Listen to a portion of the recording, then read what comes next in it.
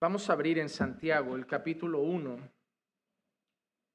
Voy a estar trabajando los versículos 5 al 8. Sin embargo, vamos a leer desde el 1, ¿de acuerdo? Para que tengamos una idea más amplia. Estaremos trabajando Santiago 1 del 5 al 8, pero vamos a estar leyendo desde el versículo 1. Y dice así: Santiago, siervo de Dios y del Señor Jesucristo, a las 12 tribus que están en la dispersión, saludos. Tened por sumo gozo, hermanos míos, el que os halléis en diversas pruebas, sabiendo que la prueba de vuestra fe produce paciencia, y que la paciencia tenga su perfecto resultado para que seáis perfectos y completos sin que os falte nada. Pero si alguno de vosotros se ve falto de sabiduría, que la pida a Dios, el cual da a todos abundantemente y sin reproche, y le será dada. Pero que pida con fe, sin dudar, porque el que duda es semejante a la ola del mar, impulsada por el viento y echada de una parte a otra. No piense, pues, ese hombre que recibirá cosa alguna del Señor, siendo hombre de doble ánimo, inestable en todos sus caminos, siendo hombre de doble ánimo, inestable en todos sus caminos. Hermanos, vemos como Santiago ha estado hablando a hermanos que, como él dice, se encuentran en la dispersión. Y esa dispersión obviamente ha venido por pruebas. No están dispersos por gusto. No se han ido en busca de una mejor vida. No se han ido en busca de más dinero. Están dispersos por la persecución por causa del Evangelio. Y esa dispersión y esa persecución ha traído pruebas. Y veíamos cómo Santiago les llamaba a gozarse en las pruebas, a tener gozo en medio de las pruebas. Y al mismo tiempo Santiago les recordaba que esas pruebas tenían un propósito, servían para algo. Los iban a perfeccionar, les iban a ayudar a ser santificados, iban a producir paciencia, iba a dar buen fruto en sus vidas esas pruebas. Así que Santiago no les dice huid de las pruebas, rechazad las pruebas, escapad de las pruebas, sino gozaos, porque son para bien. Son para bien. Todo lo contrario, como vemos de este mundo que cada vez nos dice que no tenemos que soportar ningún dolor. Vivimos en un mundo hedonista, un mundo que ama el placer. Ama el placer. Y todo lo que es incómodo, todo lo que no es agradable, nos dicen que es directamente malo. Directamente malo. Y nos hacen huir de lo que nos incomoda, huir de lo que no es muy agradable y buscar solo lo que da placer, lo que entretiene, donde me lo paso bien. ¿Quiénes son las personas con las que me gusta quedar? Las que piensan como yo, las que se divierten como yo, las que ríen de lo que yo río, las que critican lo que yo critico, porque al final quiero que a mi lado solo esté gente que me haga sentir bien. No voy a poner a mi lado gente que me corrige. No voy a poner a mi lado gente que me hace ver mis errores. Eso es incómodo. Eso sienta mal. ¿A quién le gusta? Y vivimos en un mundo así. En un mundo así que hoy en día cuando alguien te llega diciendo, mira, tengo un problema en mi matrimonio. ¿Problema? No. Tú no has nacido para tener problemas. Tú has nacido para ser feliz. Rompe esa relación. No sirve. Tú todavía eres joven. Ya encontrarás otro que te haga feliz. Se les olvida que van a tener problemas siempre. Pero este mundo es así. A diferencia del creyente. El creyente no busca el placer. El creyente no busca el entretenimiento. ¿Es bueno entretenerse? Sí. Es bueno tener en nuestra vida cosas que producen placer, obviamente. Hay hobbies que nos gustan, cosas que nos entretienen. Pero no estamos viciados a esas cosas como si nuestra felicidad dependiera de eso. Las tenemos, pero temporalmente. Temporalmente, yo me puedo ir una mañanita a echar un partido de fútbol con los hermanos de la iglesia, me entretengo, está bien, pero oye, en la tarde tengo responsabilidades, tengo mi casa, tengo mi familia, tengo mi trabajo, y yo no puedo estar buscando un trabajo que me divierta, una familia que me divierta, unos hijos que me diviertan, no, toca responsabilidades, toca una vida seria. Pero hoy en día todos tenemos el complejo del payaso, queremos estar riendo constantemente. Y Santiago dice que no, que van a venir pruebas. Y las pruebas van a venir por la fe muchas veces. Y como ya estamos hablando mucho últimamente y lo vamos a seguir recordando conforme pasen los días, se avecinan tiempos oscuros. Las leyes que se están promoviendo, los gobiernos que se están alzando, la gente que está llegando a los poderes. Todos, si no os dais cuenta, son enemigos de la fe, enemigos de la iglesia. Y todo lo que se va a ir poniendo como bueno y como ley va a ser cosas que a nosotros no nos van a gustar. Y nos van a querer poner mordaza. Y nos van a querer callar. No va a ser bueno lo que viene. Pero estas palabras de Santiago nos servirán. Y les digo que dentro de un tiempo nos recordaremos de las palabras que aquel pastor nos predicó de gozaos en las pruebas. Gozaos en las pruebas. Porque van a servir para algo. Es más, yo creo que a la iglesia le irán bien las pruebas. Porque en las pruebas al final se ve quién es iglesia. Es en las pruebas que al final, como digo yo, las pruebas muchas veces son como un colador. Hacemos así y al final queda lo que está firme. Porque los que no eran, a la que venga un problema saldrán. Pero los que han dado su vida por Cristo irán hasta el final. Hasta las últimas consecuencias y soportarán las pruebas y buscarán gozo en medio de ellas. Pero ahora Santiago deja como la prueba a un lado, a pesar de que no abandona el tema del todo, deja la prueba a un lado y ahora pone nuestros ojos en los versículos 5 al 8 en un asunto muy importante que nos llama a buscar. Y es la sabiduría. La sabiduría. Y en eso vamos a estar centrados. Por un lado, parece que no tiene nada que ver. Parece que está hablando de pruebas y de golpe sabiduría. Y parece que son temas opuestos. Pero yo creo que están unidos. Y les digo por qué. Porque yo creo que lo que Santiago está diciendo es que así como hay que gozarse en las pruebas y hay que entender el propósito de las pruebas, yo creo que Santiago está diciendo, debéis buscar sabiduría para las pruebas. Es decir, para saber pasar por las pruebas bien, tendréis que ser sabios. Debemos pasar por las pruebas con la sabiduría de Dios. Las pruebas no las podemos enfrentar con un pensamiento humano.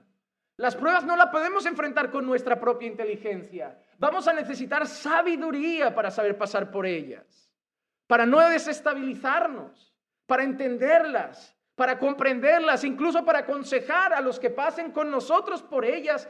Y vamos a necesitar la sabiduría de Dios. Y ahora Santiago va a dedicar la enseñanza de hoy a ese asunto, a buscar la sabiduría de Dios, que nos servirá también para pasar por las pruebas, para la gloria de Dios. Y el texto empieza así y es el primer punto. Debemos buscar la sabiduría en Dios, en Dios. Porque el mundo tiene sus propios sabios. El mundo tiene sus propios sabios. Cuando yo tengo un par o tres de amigos que estudiaron filosofías y son filósofos, tú le preguntas, ¿tú a qué te dedicas? Soy filósofo.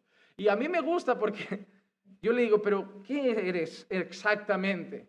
Y la verdad es que si se definen bien, son personas que piensan.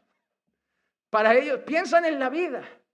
Digo, bueno, en teoría yo creo que todos deberíamos ser entonces filósofos. Pero ¿dónde han buscado la sabiduría para entender la vida? Es una muy mala fuente. Porque toda esa filosofía está basada en la sabiduría del hombre. En la sabiduría del hombre. Y no hay mejor filósofo que busca entender la vida en la sabiduría de Dios. A mí no me interesa lo que Nietzsche pensaba o lo que Platón pensaba. A mí me interesa lo que Dios piensa. Yo no sé si pienso, luego existo.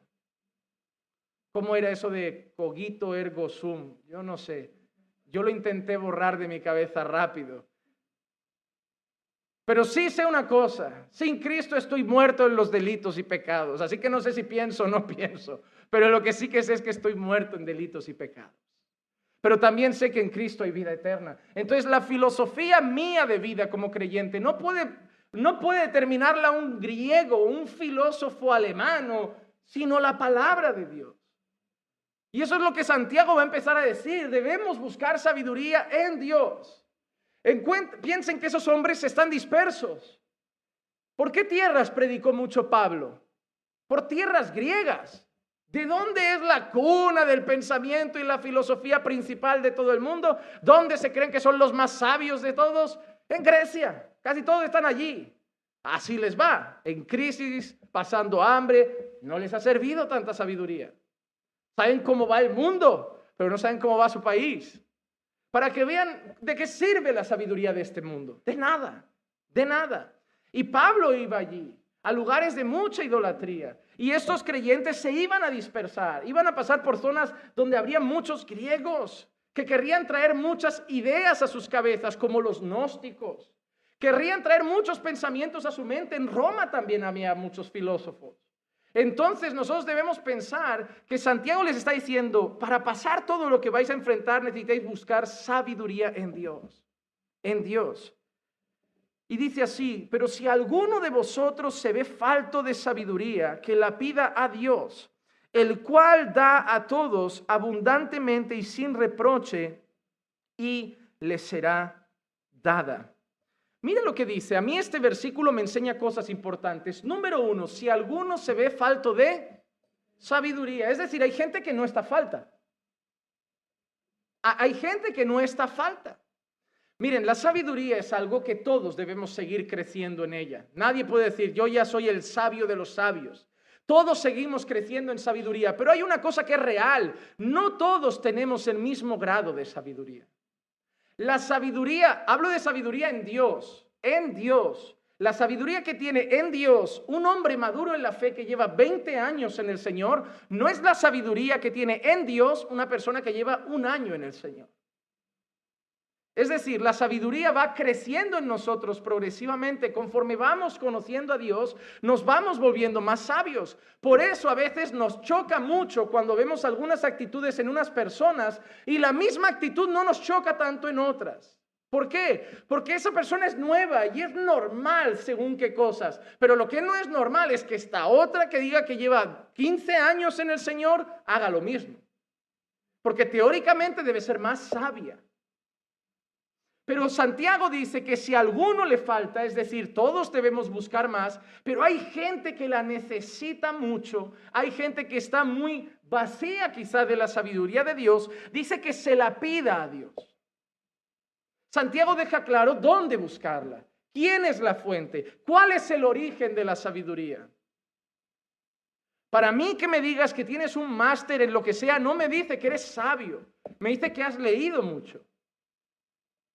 Hermano, puedes ser arquitecto, juez, abogado, cirujano plástico, cirujano, lo que sea, pediatra, lo que quieras. Puedes tener 60 diplomas en la pared que lo único que me dicen es que has llenado tu cabeza de conocimiento, pero no significa ser sabio. Ser sabio. La prueba es esta. Hay gente que ha estudiado grandes carreras y tiene trabajos que no son para nada esas carreras. Porque adquirieron el conocimiento, pero no tienen carácter para trabajar. Y nunca tendrán un buen trabajo. Se prepararon para él, pero cuando van a hacer la entrevista, no dan la talla como personas.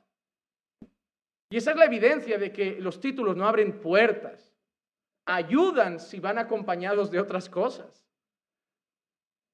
La sabiduría es algo diferente. Debemos aprender a separar inteligencia, conocimiento de sabiduría. Te puedes sentar a veces con hombres mayores, gente de edad muy avanzada, que te va a decir que no estudió y que cuando te dan consejos para la vida, le dan 1000 vueltas a gente que está en la universidad. Porque quizá no estudiaron, pero son sabios. Han aprendido de los errores. Te pueden decir qué rumbo tomar, qué dirección tomar. Porque ellos saben de la vida, porque han aprendido con el paso de los años. Y Santiago dice que esa sabiduría la pidamos a Dios. Y hay una cosa preciosa. Y es que dice además que Él la dará en abundancia y sin reproche. No dice que a lo mejor la dará, sino que la dará. Hay una garantía. Si buscas la sabiduría en Dios, la vas a encontrar. No en el hombre, en Dios. Pero ve y pídele, porque la vas a encontrar. Y hoy quiero que hablemos un poquito de ese asunto, de la sabiduría, de la sabiduría. Hermano, el gran problema de caminando por fe, creo, una de las luchas que tenemos como iglesia es la falta de madurez. Las actitudes que tenemos como iglesia, hablo de los creyentes que formamos, que forman esta iglesia, es mucha inmadurez. Algunos han leído mucho y creen que ya pueden enseñar, que ya están preparados, pero luego actúan como necios, cometen errores, son imprudentes, malas decisiones, que llevan a cosas malas. ¿Por qué? Porque saben mucho, pero no son sabios. Y ese es un gran problema. Creer que porque he aprendido cosas ya valgo para transmitir ese conocimiento a otros. No.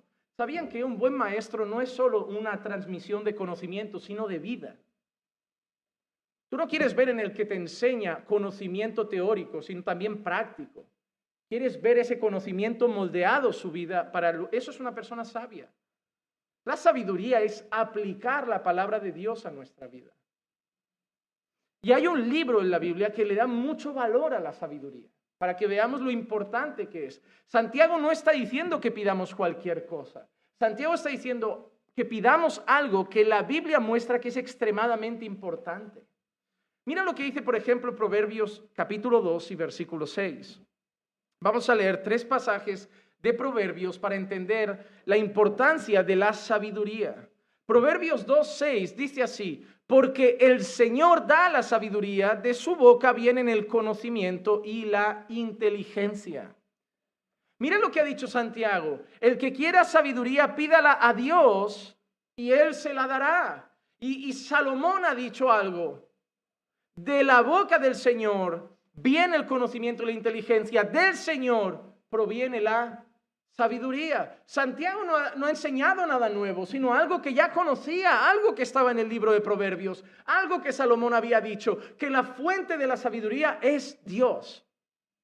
Él da la sabiduría, Él da el conocimiento, Él da la inteligencia. Es Dios quien alimenta la sabiduría de su pueblo. Porque sin sabiduría su pueblo no va a saber andar. No va a saber andar. Muchos de vosotros vemos la vida de vosotros, la de cualquiera de nosotros, y vemos cosas a veces desastrosas, cosas en el hogar muy torcidas, actitudes muy extrañas, y luego te sientas y les dices: pero tú sabes que la Biblia dice esto. Sí. ¿Lo haces? No. Haz eso. ¿Tienes el conocimiento? Sí. ¿Eres sabio? No. No lo eres. El conocimiento, hermano, no sirve de nada sin aplicación. No sirve de nada sin aplicación. Y la sabiduría es lo que nos lleva a poner por obra lo que conocemos de Dios. La persona sabia no es la que habla de Dios, es la que vive como Dios manda. La sabiduría se reflejará al final en una vida íntegra, en una vida bien vivida, en una vida conducida conforme a la voluntad del Señor. Salomón en este capítulo nos acaba de decir que la sabiduría viene de él, y justo después en otros versículos da unas indicaciones de los beneficios que esa sabiduría trae a nuestra vida, porque la sabiduría nunca viene sola.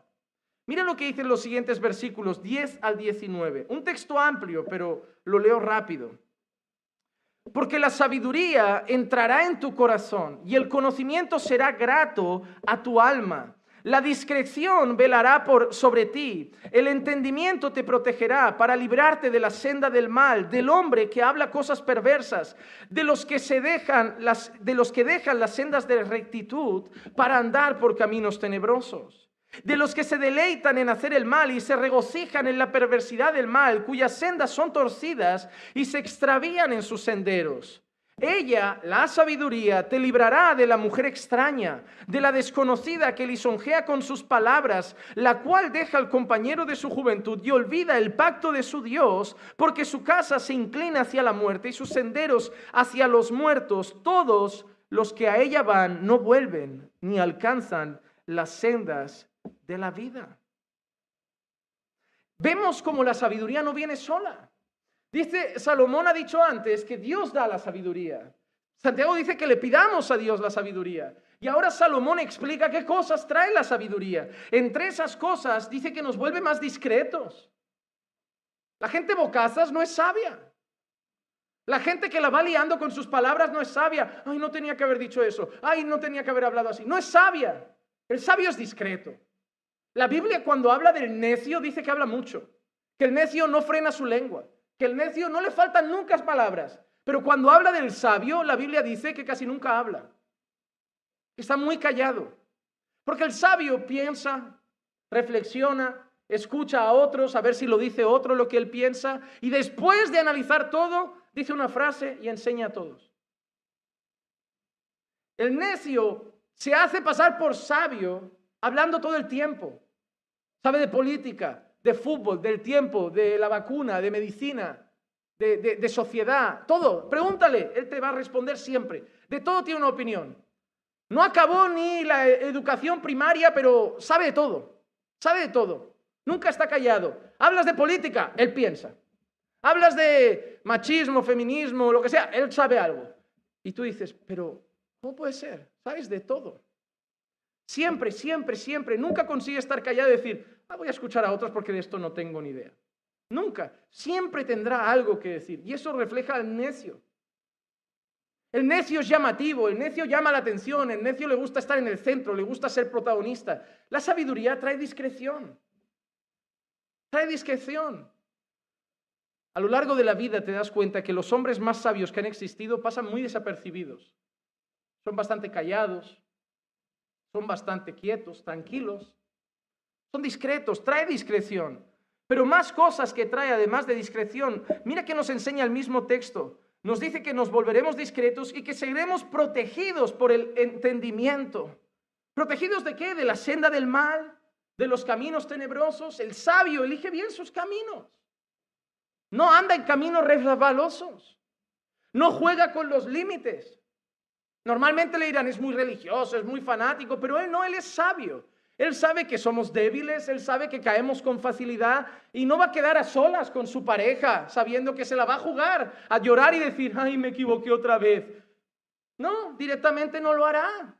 El necio coge malas sendas, malos caminos, malas decisiones, juega con los límites.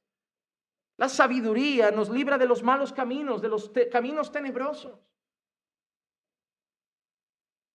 Cuando al necio el chico le dice, ven a casa a ver una peli, estamos solos. Bueno, no pasa nada. Somos creyentes. El sabio dice, no. Ya, pero no pasa. No. Invita más gente. Vamos a un grupo. Llama a tus padres. Mira la diferencia. Los dos pueden ver la película. El necio es aventurero. El sabio es discreto, es prudente. Elige bien el camino. Por ejemplo, cuando el necio lleva un noviazgo, llegan a casarse sin ganas porque saben que han fallado a Dios y esa boda ya no tiene gozo. El sabio llega feliz, lo han hecho bien, valió la pena la distancia, valió la pena el espacio, valió la pena la precaución, valió la pena todo ese tiempo de espera, porque ahora estamos ante aquí y podemos mirar a Dios en paz. Tú puedes llevar un noviazgo para la gloria de Dios y un noviazgo para tu propia gloria. Todo dependerá de si eres sabio, de si eres sabio o si eres necio. Y eso aplica a todo en nuestra vida. Todas las decisiones de nuestra vida, las mismas personas pueden decidir sobre lo mismo y acabar con dos caminos distintos. Depende de su sabiduría o de su necedad. Todos tenemos el mismo conocimiento, pero no todos lo aplicamos a nuestra vida. La sabiduría trae discreción, trae un camino cuidado. Luego dice incluso que nos libra de la mujer extraña, nos libra de las malas compañías, nos libra de todas estas cosas. De una mujer extraña que dice que en ella solo caen los ingenuos, los incautos. El sabio no juega. El sabio recibe el WhatsApp en el móvil de una hermanita de la iglesia y dice, ¿para qué me tiene que hablar? Soy un hombre casado. ¿Qué más? Soy soltero, que hable una hermana. ¿Para qué me habla a mí? ¿Cuál es su interés? Y directamente, hermana, no me escriba más, no es por ofender, pero yo creo que no es prudente. No. El necio te dirá, religioso, no pasa nada. Y ahí los ves con una vida espiritual, como veremos luego, de doble ánimo, de altibajos, inestable. Porque el necio, como veremos al final, tiende a la inestabilidad. Porque sus malas decisiones van trayendo errores que lo van avalando, lo van entristeciendo y dicen, ay, lo paso. Tú te metes en la mayoría. Déjame decirte una cosa, la mayoría de malos momentos en la fe, uno se los busca. La mayoría son fruto de malas decisiones que llevan a errores, que llevan a pecados. malos momentos con el Señor. Otra vez me levanto, malas decisiones, momento de pecado, otro mal tiempo con el Señor. La gran mayoría de la inestabilidad espiritual es fruto de una vida necia. Por ejemplo, gente inestable, no oran, no leen la Biblia, están fríos en la fe. La Biblia dice que la leas, sí. Te dice que ores todos los días, sí. ¿Qué hace el sabio? Coge el consejo de Dios, lo aplica a su vida está así, bien, firme. ¿Qué hace el necio? Sé que tengo que leer, pero no lo hago. Sé que tengo que orar, pero no lo hago. ¿Cómo está mi vida espiritual? Hoy aquí, mañana aquí. Hoy aquí, mañana aquí. Hoy aquí, mañana aquí. La culpa es, ¿se ha enfriado? No, es necio. No aplica la palabra a su vida. Todos los que estáis aquí podríais estar así en la fe, pero solo estaréis ahí los que os dé la gana. ¿Por qué? Porque todos tenéis la misma receta para estar bien con Dios, pero no todos la vais a vivir. El necio lo sabrá. Se pondrá ahí, pastor, estoy pasando un momento frío en la fe. ¿Estás orando cada día? No, ahora no. Tú te has metido. ¿Qué solución quieres que te dé? La que ya conoces. Ora, lee la Biblia, ayuna, ven regularmente con tus hermanos, ten comunión con el pueblo de Dios y ya verás cómo cambia. Pero el necio no lo hará. Y será, como veremos luego, inconstante en todos sus caminos. La sabiduría ayuda a todas las áreas de nuestra vida, porque la sabiduría trae el consejo de Dios, nos hace ver la vida como Dios la ve, conociendo a Dios, y luego aplicamos ese conocimiento a nuestra vida y empezamos a vivir de la manera de Dios, a actuar como Dios quiere, a hablar como Dios quiere, a pensar como Dios quiere, a manejarnos como Dios quiere. ¿Y qué trae eso? Una vida bien vivida y da fruto. El Señor dijo que vino a traer una vida y vida en abundancia. Eso no es riqueza, pero sí una vida bien vivida en Cristo, que muchos no estáis viviendo, no por culpa del diablo, por vuestra propia culpa. Hermano, sé que esto puede ser duro, pero lo digo porque te amo. Pero los problemas espirituales, la manera de vivir una vida espiritual mediocre, normalmente nosotros somos nuestros verdugos. Nuestros verdugos. Muchos vais a escuchar hoy esto y vais a salir por esa puerta y a partir de mañana ya arreglar esas cosas porque habéis aprendido que depende de vuestra búsqueda. Pero otros van a salir pensando en esto, sabiendo que es la verdad de Dios, pero no lo van a hacer y van a seguir igual. Por eso tenemos gente que pasan 3 años en la iglesia y que al final te preguntas, ¿serán creyentes? ¿Serán creyentes? Porque es raro que si la Biblia dice que el que empezó la buena obra la perfecciona, una persona siga exactamente igual durante toda su vida con Cristo. Muy extraño. Es muy extraño. Por eso Salomón mismo dice que aquellos que adquieren sabiduría son dichosos. Son dichosos. Proverbios capítulo 3, versículo 13 y 14. Bienaventurado, ¿recuerdan la palabra bienaventurado del Sermón del Monte? Muy dichoso, muy feliz, muy gozoso. Bienaventurado el hombre que haya ¿qué? Sabiduría. Bienaventurado el hombre que encuentra la sabiduría de Dios. Es dichoso ese hombre. ¿Por qué? Porque le irá bien en la vida. Le irá bien en la vida. Podéis tener un matrimonio muy dichoso si vivís como Dios manda. Vuestro matrimonio será una patata mientras viváis como queráis. Dios tiene la receta de un matrimonio feliz. Pero no queremos vivirlo. Dios tiene la receta de vivir una vida con gozo, pero no lo hacemos. Hermano, Dios nos ha dado lo necesario para estar dichosos en esta vida. Y yo no entiendo cómo existen creyentes que viven quejándose de todo. Me pregunto, ¿dónde está la esencia de Cristo en sus corazones? Pues probablemente está muy marchito, muy marchito. Mira que dice, bienaventurado el hombre que haya sabiduría y el hombre que adquiere entendimiento, porque su ganancia es mejor que la ganancia de la plata y sus utilidades mejor que el oro fino. Hermano, Salomón compara la sabiduría como algo mayor que la plata y el oro. Tú entiendes lo que quiere decir. Este mundo, ¿a qué le da valor? Al oro, a los metales, a las joyas, a las piedras preciosas. Y Salomón dice que la sabiduría es mejor que eso. Y la prueba es que seguramente conocéis gente o sabéis de gente que es millonaria, tiene el oro y la plata, pero por ser necios están en la ruina. Por ser necios están en la ruina. ¿Cuántos padres están trabajando por tener su casa y sus cosas y cuando se la dejen a sus hijos, necios, destrozarán esa herencia en cuestión de una semana? ¿Cuántos padres creen que van a dejar un futuro para sus hijos arreglado? Y sus hijos ni se hablarán después de su muerte, peleándose por la herencia, porque son necios, por la maldad de su corazón. Oh, hermano, preparar un futuro para un hijo necio no sirve. No sirve. No sirve. Tú le puedes decir a tu hijo, mira, esto se cocina así. Lo pones en el microondas, cierras la puerta del microondas, le pones 5 minutos y le das al botoncito del on. Tu hijo lo quema. Si es necio, lo quema. Lo quema. Algo hará y lo quema. Porque la necedad es así. Puedes tenerlo todo para estar bien, lo vas a destrozar. Por ser necio. Por ser necio.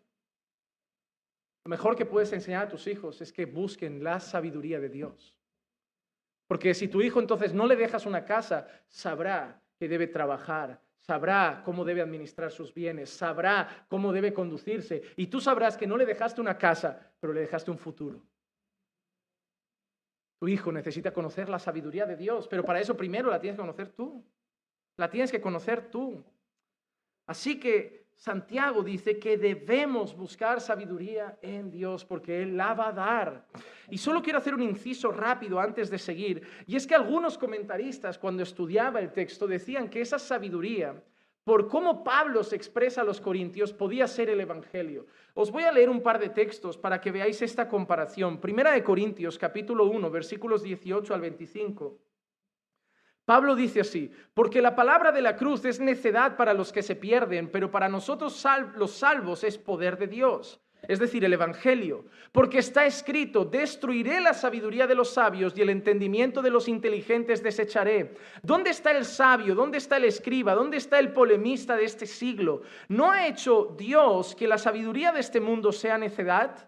Porque ya que en la sabiduría de Dios el mundo no conoció a Dios por medio de su propia sabiduría, agradó a Dios mediante la necedad de la predicación salvar a los que creen. Porque en verdad los judíos piden señales y los griegos buscan sabiduría, pero nosotros predicamos a Cristo crucificado, piedra de tropiezo para los judíos y necedad para los gentiles.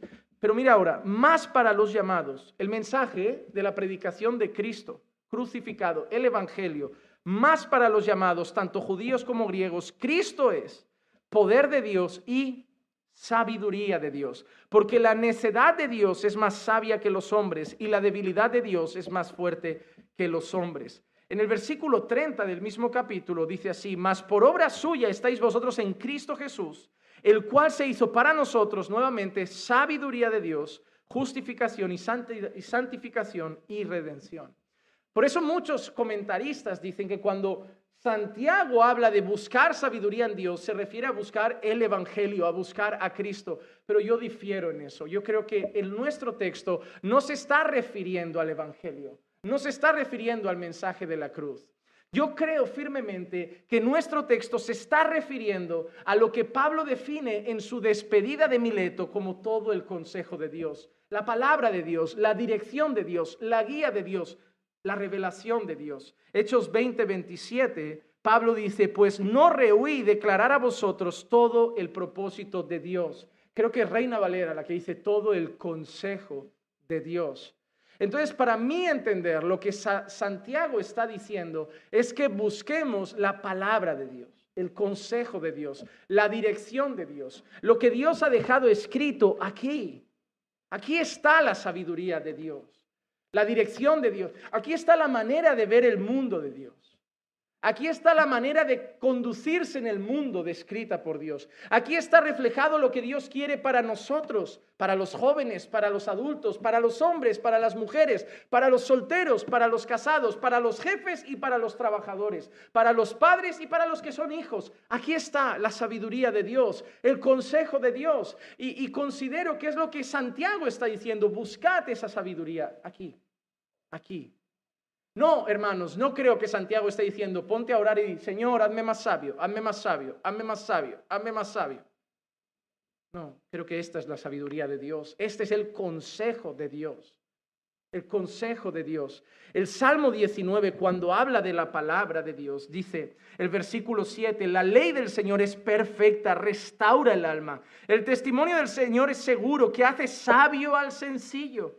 Los preceptos del Señor son rectos, que alegran el corazón. El mandamiento del Señor es puro, que alumbra los ojos. Así que yo entiendo que lo que Santiago está diciendo es, busca en la palabra, porque ahí está la sabiduría de Dios. Te hará sabio aunque seas sencillo. La palabra de Dios te dará dirección. La palabra de Dios te enseñará cómo debes caminar. La palabra de Dios te enseñará a vivir una vida íntegra y conforme a la voluntad de Dios, y te irá bien. Y te irá bien. Y tendrás una vida en abundancia. Así que en primer lugar, Santiago dice que debemos buscar la sabiduría en Dios. Hermano, ¿cuánto tiempo pasas cada día buscando esa sabiduría? Acabamos de ver lo importante que es. Y muchos de vosotros seguís dependiendo de alguna persona que os esté hablando de la palabra. Hermano, déjame decirte una cosa, y de eso hablaré un poco este domingo. No seáis dependientes de un hermanito de la iglesia. Cuidado, que algunos se hacen ídolos muy rápidos. No, voy a hacer estudios bíblicos con con esta, porque me aconseja mi consejero, mi consejera. Cuidado con esa dependencia. Cuidado con esas cosas. La sabiduría está en Dios, no en los hombres. Y hay mucha gente que si no hay alguien a su lado para guiarle, por eso viven dependientes de esa persona que le atienda al WhatsApp todo el día, las llamadas todo el día y los guíen todo el día. Y si esa persona mañana les dice, me voy de la iglesia, van detrás para que veas dónde está su corazón. La sabiduría está en Dios. No seréis más sabios por estar más con la gente, seréis más sabios por estar más con Dios. El trabajo del maestro no es seguidme, el trabajo del maestro es seguid a Cristo. Que yo no sea necesario en vuestras vidas. Que yo no sea necesario. Que cuando yo te diga, ya no puedo quedar, tengo que atender otras personas, tengo que hacer otras cosas, esa persona pueda seguir por su cuenta y no se sienta perdida, porque ha encontrado sabiduría en Dios para conducirse. Cuidado, a mí me da mucho temor cuando alguien me viene y me dice, pastor, es que fulanito, fulanita me dijeron, dijo, pero Dios no dice esto. Ese es su consejo, pero no es el de Dios. Y eso me da temor. Me da temor porque el buen consejero no dice, mira, aquí pienso. No, dice, así dice el Señor. Tú necesitas el consejo de Dios, no mi consejo. No mi consejo.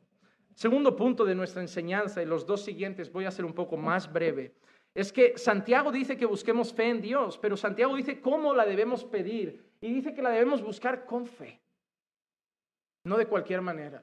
Debemos pedir esa sabiduría, pero la debemos pedir con fe. Santiago dice así, pero que pida con fe, sin dudar, porque el que duda es semejante a la ola del mar, impulsada por el viento y echada de una parte a otra. No piense pues ese hombre que recibirá cosa alguna del Señor. No, hermano, esto es asustador. Dice que el que se presente a buscar ese consejo y esa sabiduría ante Dios, dudando de Dios, dice, no va a recibir nada. No va a crecer en sabiduría, no va a recibir sabiduría de parte de Dios. Va a ser como un hombre llevado por las olas del viento, como una ola del mar llevada por el viento. No va a recibir nada porque se presenta ante Dios con dudas. Y Santiago dice que debemos ir a buscar sabiduría en Dios con fe, sin dudas, sin vacilaciones. Y sí, hermano, te voy a decir algo. Se puede dudar de todo, pero está prohibido dudar de Dios. Está prohibido dudar de Dios. La Biblia dice en Hebreos 11:6, y sin fe es imposible agradar a Dios. Porque es necesario que el que se acerca a Dios crea que Él existe y que es remunerador de los que le buscan. Y lo contrario a la fe es la duda. Ojo, no te he dicho que no puedes no entender algo. Somos limitados, no entendemos todo de Dios, pero no dudamos de Dios. Cuando yo voy a la palabra y no entiendo algo, no dudo del que ha dado la palabra, dudo de mi capacidad para entenderla. Ay, es que me parece que ¿qué te parece que la Biblia? Que tú veas algo raro es tu problema, la Biblia es perfecta. No te presentes ante la palabra con dudas. ¿Qué es lo que está haciendo la teología liberal hoy? Un montón de predicadores modernos están usados por el mismo diablo, haciéndonos entender que esto hay que empezar a actualizarlo. Porque esto era para otro tiempo. Se están presentando ante la Biblia como, ¿será que esto es para hoy? ¿Será que esto realmente pasó? Están poniendo en duda los milagros. He visto teólogos que están juntos ya preparando nuevas traducciones de la Biblia, que están considerando matizar a pie de página que algunos milagros pueden ser leyendas. Entender que algunos pecados hay que matizar, que era para ese tiempo. Que todo lo que a lo mejor denigre, entre comillas, a la mujer, hay que matizar que era una cultura machista. Ya, pero Dios no es machista. Dios podía haber dicho, a mí me da igual lo que pase en la cultura, así vais a hacer. Pero Dios dijo eso. Entonces estás diciendo que el machista es Dios, no la cultura. Porque este libro, cuando dice que la mujer, que no permito que la mujer enseñe ni que ejerza autoridad en la iglesia, no lo dijo la cultura, lo dijo Dios. Entonces, ¿qué pasa? ¿Que el machista es Dios? Cuando este libro dice que la mujer se someta al marido porque el marido es cabeza de la mujer, así como Cristo de la iglesia, no lo dijo la cultura, ni un Pablo machista, lo dijo Dios. Y ellos están empezando a querer actualizar la Biblia. ¿Saben por qué? El problema es este, que si yo un versículo ya acepto que no vale, ya nada vale. Son muy listos. Son muy listos. No podemos dudar de Dios, hermano. Yo es verdad, este libro está muy por encima de mis capacidades. Y hay pasajes muy complejos que con humildad me tengo que presentar ante personas y decir, no entiendo ese texto, muy difícil, lo tengo que estudiar, tengo que orar, tengo que buscar al Señor. Pero no significa que ese texto esté mal, significa que yo no lo entiendo. Porque yo soy un hombre y el que lo escribió es Dios. Pero yo no puedo dudar de Dios. Es imposible presentarse ante Dios dudando de Él. No se puede dudar de Dios. Es necesario presentarse ante Dios teniendo la certeza de quién es Él. Así que Santiago nos hace dirigirnos ante Dios para pedir sabiduría con fe, sabiendo que Dios es fiel para darla si ha dicho que la dará. Y ya, no hay que dudar, no hay que dudar. El propio Jesús enseña a pedir con fe. Mateo 21, 22. Y todo lo que pidáis en oración creyendo, lo recibiréis. Y esa expresión creyendo, ¿a qué os hace pensar? Con fe, ¿no? Con fe.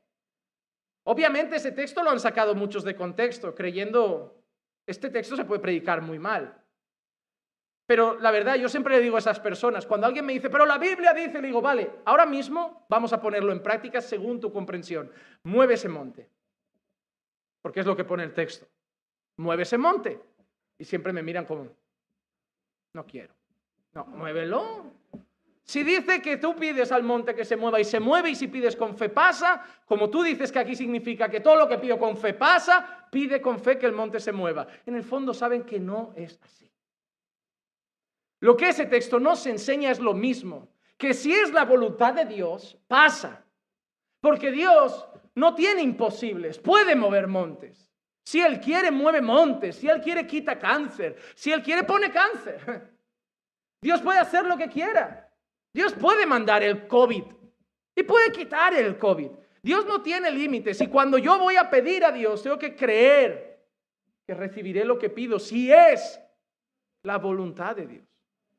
Pero yo no dudo de que Dios pueda darme algo, porque lo que es imposible para los hombres es posible para Dios.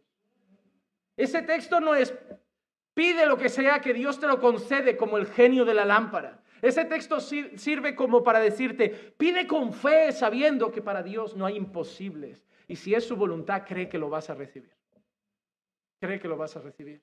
Santiago usa esta expresión, pedir con fe, de una manera un poco distinta en la misma carta, en un texto que tengo muchas ganas de llegar, sobre todo por la aparición del aceite. Santiago 5, 14, 15 dice, ¿está alguno de vosotros enfermo? Que llame a los ancianos de la iglesia y que ellos oren por él, ungiéndole con aceite en el nombre del Señor, y la oración de fe restaurará al enfermo y el Señor lo levantará, y si ha cometido pecados le serán perdonados. Mira qué dice Santiago en esta expresión, es similar, la oración de fe. La oración de fe. Y antes ha dicho que pidamos sabiduría con fe. Es exactamente lo mismo. Hermanos, no significa que si oramos con fe el enfermo se sana. Vuelvo a lo mismo. Todos podemos haber orado por alguien y ver la mano gloriosa del Señor sanarlo. Pero todos somos conscientes de que también hemos orado por gente que no sanó. Lo que Santiago vuelve a decir es lo mismo. Si vas a pedir por un enfermo, pide con fe, creyendo que Dios puede. Al final lo que toda la Biblia dice es lo siguiente. Cree que Dios puede hacer todo. Y pidas lo que pidas, pídalo con fe, creyendo en Dios. Pero confía que se hará su voluntad.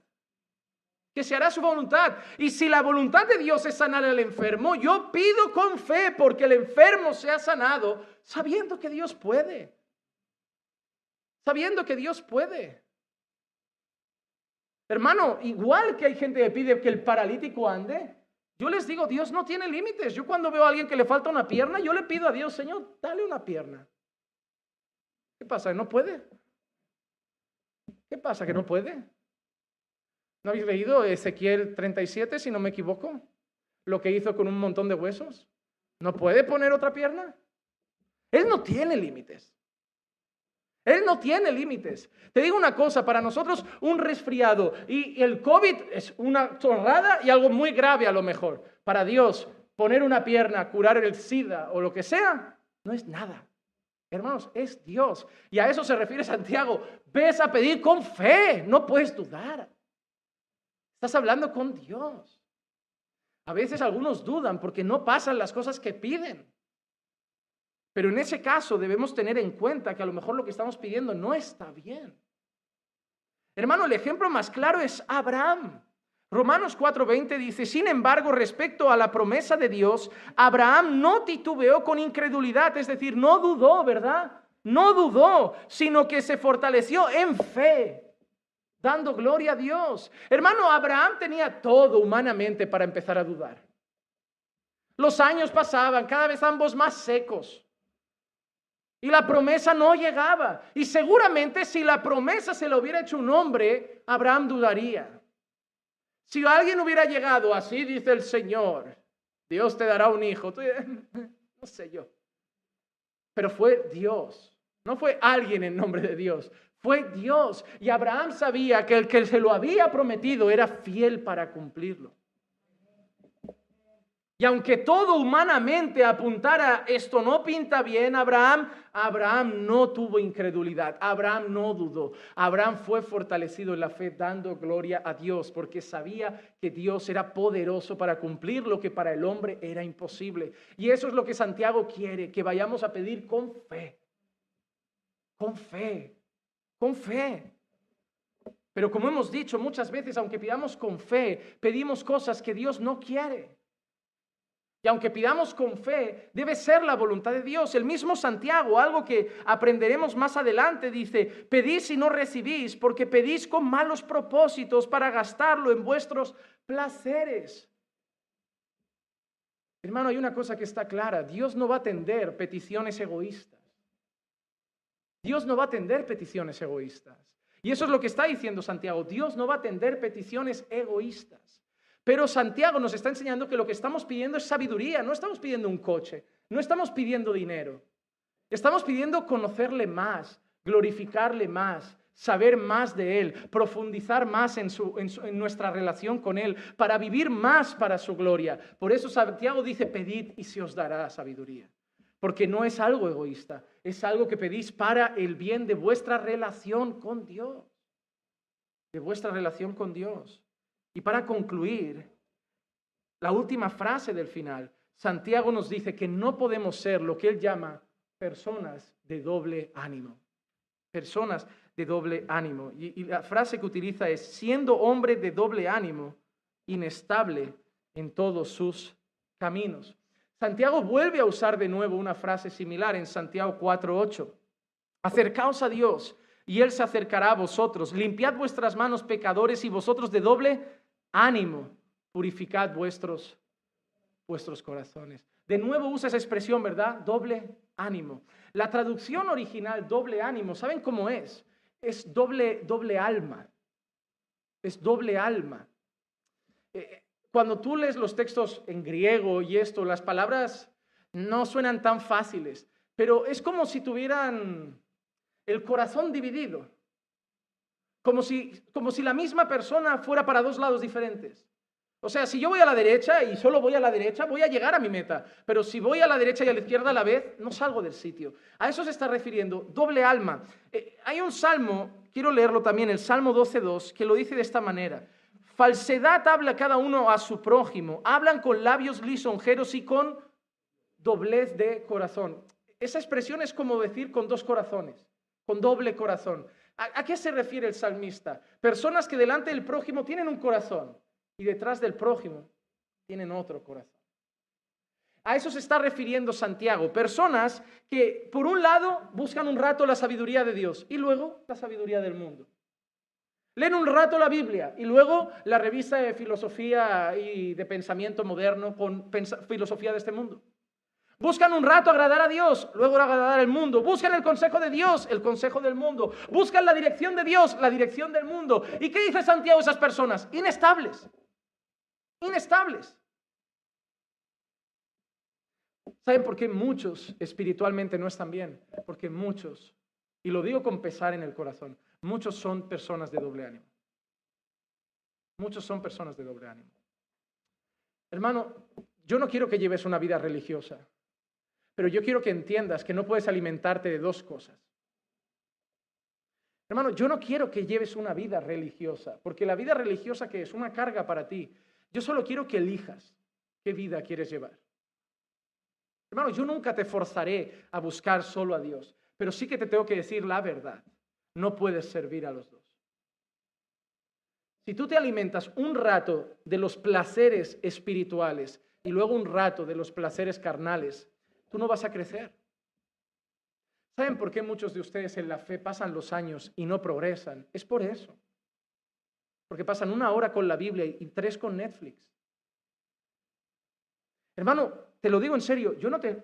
viene duro. No, es que incluso voy a hablar más suave para que entiendas que lo digo porque te amo. Quiero verte bien con Dios. Pero mientras alimentes el cuerpo de las dos cosas, no sirve. Hermano, es como si yo me como una ensalada de quinoa haciendo mi dieta y para acompañarla 1 litro de Coca-Cola. Por mucho que hayas comido un plato suculento, lo has estropeado con lo otro. Y al final eso no sirve. No va a tener efecto positivo en tu cuerpo. Si yo quiero perder peso, ¿qué tengo que hacer? Comerme mi ensalada de quinoa súper rica. ¿A quién no le gusta una buena ensalada de quinoa con pepino y tomate? Donde sí, ¿para qué un buen chuletón con patatas? Y encima acompañar tu ensalada de quinoa con un vasito de agua fresca. Porque hay que beber 2 litros de agua, no sé qué médicos inventó eso. Y cada año dicen que hay que beber más. Yo creo que los médicos se juntan a beber Coca-Cola y se ríen como en plan, mira, los tenemos a todos bebiendo agua como tontos. Pero, hermano, yo lo aprendí así. Yo llevaba mucho tiempo queriendo hacer dieta y yo hacía que me comía, la clicia era como algo no cuadra. Yo le estoy alimentando bien a este chiquillo y la cosa va para arriba. Y es verdad, si yo solo me comiera lo que Clicia me daba, estaría flaquito. Pero yo le decía, amor, voy al Mercadona, que faltan yogures. Y hermano, yo me sentía muy mal porque casado con nuestra propia casa, yo estaba en un coche comiéndome unos cruzanes y un cacao Pero eso me llevaba a la ruina. Claro, digo, ¿a quién voy a engañar? Tarde o temprano se va a notar. 3 meses comiendo quinoa y engordo, a ver, esto o tengo tiroides también o algo anda mal. Claro, ahora habéis notado la diferencia, estaba bien. Pero ahora que estamos comiendo, el Mercadona ya, entro corriendo sin mirar la bollería y me voy a casa. Pero ahora como sano, bebo sano, hago menos trampas. No voy a decir que no hago trampas, pero hago muchas menos. Y se ve el resultado. ¿Por qué te digo esto? Porque en tu vida espiritual es así. Algunos de vosotros venís y decís, oh, sana doctrina, qué mensaje, pastor, qué palabra. Ahora salís y os metéis 3 horas de cruzanes con cacao latte. Y es así. Y mañana volvéis a comer cualquier chorrada hasta que vuelva a haber un culto y venga un plato bueno.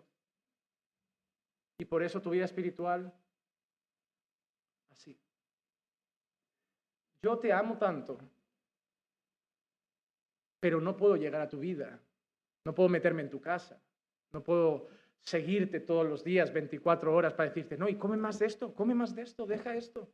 No quiero que dejes de ver una serie un rato. No quiero que dejes de ver una buena película con tu esposa. No quiero que dejes de irte un día al parque a disfrutar. Pero hermano, piensa, ¿qué alimentas más? Y así vas a estar. Y así vas a estar. Hay personas que a veces me dicen, pastor, ¿cuándo haremos otra vez esa semana de oración que hicimos por la mañana? Antes de irnos al trabajo, que veníamos 1 hora a orar. ¿Por qué? Porque esa semana estaban como un toro. En la fe estaban fuertísimos. Pero la idea es que esa semana la siguieras tú en tu casa.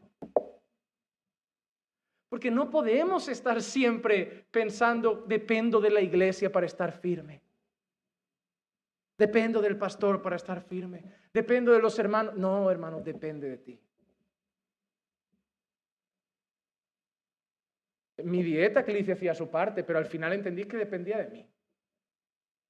Hasta que yo tomé una decisión. En tu vida espiritual depende de ti. Depende de ti. Hermano, necesitamos nutrirnos más de Dios. Nutrirnos más de Dios para no ser personas de doble corazón. ¿Por qué? Porque Dios quiere que le demos todo. El Salmo 119:2 dice, cuán bienaventurados, de nuevo la palabra dichosos. Es decir, qué felices son, qué dichosos son los que guardan sus testimonios y con todo el corazón le buscan. Mira qué dice el salmista. El mundo dice, qué religiosos son, qué aburridos son, qué fanáticos son. Pero el salmista dice, qué felices son los que guardan su palabra y lo buscan de todo corazón. Y te digo una cosa, a mí me encanta cuando el mundo me dice, fanático, religioso, yo los veo, digo, pues os veo mucho más amargados que yo. Os veo preocupados, con el claxon pitando todo el día, enfadados, estresados, agobiados, con prisa. Digo, yo no me veo mucho peor. Al contrario, yo me veo mucho mejor. Y Dios cumple esa palabra, soy dichoso, porque yo busco a Dios de corazón. Y el mundo cree que nosotros estamos esclavizados. Cuando el mundo vive esclavizado, ¿de qué? Hermano, ¿cómo está el mundo? ¿Estresado? ¿Agobiado? En el súper vas, gente agobiada. A la que tardan un poco en cobrar, oye, no abren otra caja, oye, ¿qué pasa? El semáforo se pone en verde, un segundo ya, pipi, venga, vamos, que se puso. ¿Cómo vais por la vida? No me extraña que cada vez hayan infartos cada día. Es lo normal. Es lo normal. ¿Y nosotros cómo vamos? Es verdad que a veces sí que pitamos. Lo reconozco. ¿Quién no ha hecho eso? Algún día que iba con prisa. Yo siempre digo que pito para avisarle, por el bien de ellos. Como, oye, que se te ha puesto verde. Pito suave. Hago como, pip, pip. Todo el mundo se tiene que ir corrigiendo. Todo el mundo se tiene que ir corrigiendo. Por eso buscamos la sabiduría de Dios. Ahora cuando el semáforo se pone verde y no arrancan, yo me leo Eclesiastés. Todo tiene su tiempo. Hay un tiempo para arrancar y hay un tiempo para esperar que el de adelante arranque. ¿Ya? La palabra de Dios te da paz. Te hace vivir la vida muy sosegado, muy tranquilo, muy confiado, muy feliz. En medio de los problemas, sabiendo que Él está en el trono y controla todas las cosas. En medio de situaciones difíciles, seguro te sientes. Por eso en medio de una pandemia, donde todos están cada día viendo las noticias, ¿qué pasa? Cuando nosotros ya pasará, cuando Dios quiera. ¿Qué vamos a hacer? Lo podemos arreglar. ¿Puedo cambiar la pandemia? ¿Puedo cambiar las restricciones? No, pues ya, espero en Dios. No tengo miedo, no estoy agobiado, no estoy preocupado. Porque cuando buscamos a Dios y lo buscamos con fe, con seguridad, con la certeza de quién es Él, no somos ya como las olas que se lleva el viento. Estamos firmes en la roca. Jesús dijo en Mateo 6:24, nadie puede servir a dos señores, porque o aborrecerá a uno y amará al otro, o se apegará a uno y despreciará al otro. No podéis servir a Dios y a las riquezas. Eso es exactamente lo que Santiago quiere expresar, doble corazón. No podéis amar, por un lado, hay gente que es así, amo estar en la iglesia, pero amo también el pecado. Y la Biblia te dice que no se puede, que no se puede. No es posible. Y por eso dice Santiago que el resultado es inestable en todos sus caminos. La diferencia entre tú, que cada 2 por 3 tienes que llamar con un bajón de fe, y aquel que parece que nunca lo tiene, se llama sabiduría. Que esa persona sabe que para mantener su nivel de fe necesita hacer unas cosas y las hace. Y tú sabes que para mantener tu nivel de fe necesitas hacer esas cosas, pero el necio no lo hace. El que está firme en la fe y el que no depende de que uno sepa más y otro menos, depende de que uno aplica y el otro no. Toda la gente que me siento en el despacho o llamo por teléfono para tratar malos momentos, solo les pregunto, ¿qué dice la Biblia? Y me contestan. Y yo pregunto, ¿y lo has hecho? No. Ahí tienes. Ahí tienes. No necesitas un pastor que te resuelva un problema. Necesitas hacer lo que sabes que hay que hacer. Es así de sencillo. Todo lo que el hombre planta, el hombre lo cosecha. Buscas la sabiduría de Dios con fe, de todo corazón y con regularidad, cosecharás una vida firme en el Señor. No buscas a Dios con fe, tienes doble corazón, doble ánimo, hoy de aquí, mañana de allí, seguirás con la vida inestable que tienes. Yo no te voy a obligar, pero yo te digo una cosa. Los que están bien con Dios son mucho más dichosos, más bienaventurados y disfrutan del cristianismo. Tú no verás a alguien que se entrega mucho a Dios diciendo el cristianismo es aburrido o una carga. Es un deleite. Pero esto solo lo saben aquellos que buscan a Dios de todo corazón. El resto nunca lo va a averiguar. El resto dudará de esas palabras, dirá, no me lo creo porque yo he buscado. ¿Cuánto has buscado? ¿Cuánto tiempo? Unos meses. Te hablo de darle la vida, de buscarlo año tras año, de que se te caiga el mundo alrededor y seguir buscándolo. Y que pase lo que pase, lo sigues buscando. Porque sabes que ahí vas a encontrar sabiduría, bienaventuranza, gozo, paz en Dios. Así que, hermano, concluyendo, busca la sabiduría en Dios, búscala con fe y lucha para no ser una persona de doble ánimo. Vamos a orar. Padre, te damos gracias por tu palabra. Gracias porque hoy nos animas a buscarte y nos alertas de no ser personas de doblez de corazón. Gracias, Señor, porque tu palabra, Señor, nos fortalece y nos da el consejo que necesitamos para la vida. Gracias, Señor, porque el sermón de hoy ha sido muy práctico, Señor, y apunta, Señor, a nuestro diario vivir. Y yo te pido, Padre, que tomemos esta palabra, todos los que estamos aquí, y que sirva para darle un vuelco mejor a nuestra vida espiritual. Que sirva, Señor, para levantarnos en fe, para levantarnos con confianza, a buscarte de todo corazón, a buscar tu sabiduría y no dividir nuestro corazón en dos caminos. Señor, estoy convencido, plenamente convencido de que veré fruto en la vida de mis hermanos cuando hagan eso. Que dependan de ti y no de nadie más, Señor. Que no dependan de hombres, de mujeres, de nadie, solo de ti, Señor. Y que sepan que en ti tienen todo lo que necesitan. Llévanos con bien a nuestras casas. Acompáñanos hasta nuestros hogares. Guíanos, Señor, junto a nuestras familias. Y guárdanos, Señor, guárdanos en el camino de vuelta y danos una noche de paz y descanso. Y mañana, Señor, mañana no hay culto.